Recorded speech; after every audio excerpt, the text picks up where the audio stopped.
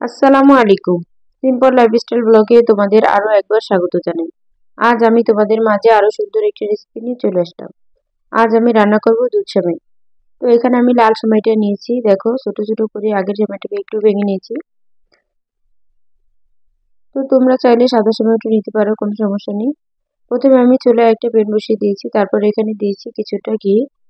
এটা দিয়ে আমি সেমাইটাকে প্রথমে ভেজে নিব। তো সেমাইগুলোকে আমি ঢেলে দিলাম প্যানে। এই তো নেড়েচেড়ে সুন্দর করে একটু ভেজে নিব। এটাকে ভেজে নিলে তাহলে খুব সুন্দর একটা স্মেল আসে, খেতে খুব ভালো লাগে। তোমরাও চেষ্টা করবে এইভাবে রান্না করা, তাহলে খেতে তো খুব মজা হয়। তো যাই হোক, প্রথমে আমি সেমাইটাকে সুন্দর করে একটু ভেজে নিচ্ছি।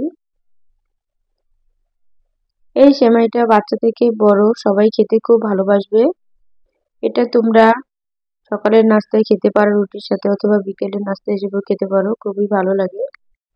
তো যেহেতু দুধ সেমাই রান্না করব, দুধ তো নিতেই হবে। তো চুলায় একটা প্যান বসিয়ে দিয়েছি, তারপর এখানে দিয়ে দিলাম আমি পরিমাণ মতো দুধ। এখানে আমি 1 লিটার দুধ ব্যবহার করেছি। তোমরা তোমাদের পছন্দ মতো যতটুকু রান্না করবে ততটুকু পরিমাণে দিয়ে নিবে।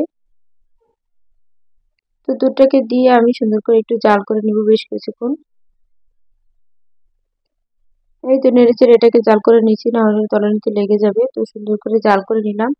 তারপর এখানে দিয়ে দিলাম 2টি এলাচ ও 2 টুকরা ছোট দারুচিনি। এটা দিলে সুন্দর একটা স্মেল আসে, খেতেও ভালো লাগে। তো এখানে দিয়ে দিলাম পরিমাণ মতো চিনি। তোমরা যতটুকু মিষ্টি খাও ততটুকু পরিমাণে চিনি দিবে। তো চিনিটাকে দিয়ে আমি আবারও কিছুক্ষণ জাল করে নিব, চিনিটা না গলে যাওয়া পর্যন্ত। দেখো নাড়াচাড়া দিয়ে সুন্দরভাবে এটাকে আমি একটু জাল করে নিচ্ছি নেড়ে। তোমরা যারা ভিডিওর এই পর্যন্ত চলে এসেছো, প্লিজ ভিডিওতে একটি লাইক দিয়ে ভিডিওটি কন্টিনিউ করবে। তো দুধটাকে আমি সুন্দর করে জাল করে নিয়েছি, তারপর এখানে দিয়ে দিব আমি ভেজে রাখা সেমাইগুলো।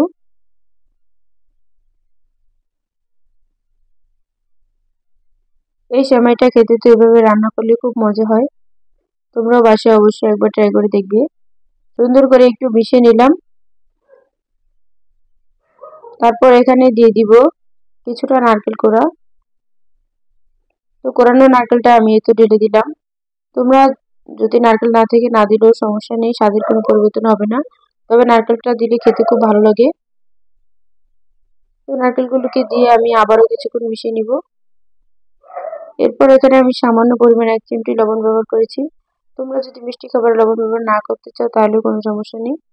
এখানে আমি দিয়ে দিলাম কিছুটা কিশমিশ। তারপর দেখো ফাইনালি আমার সেমাই রান্না হয়ে গেল।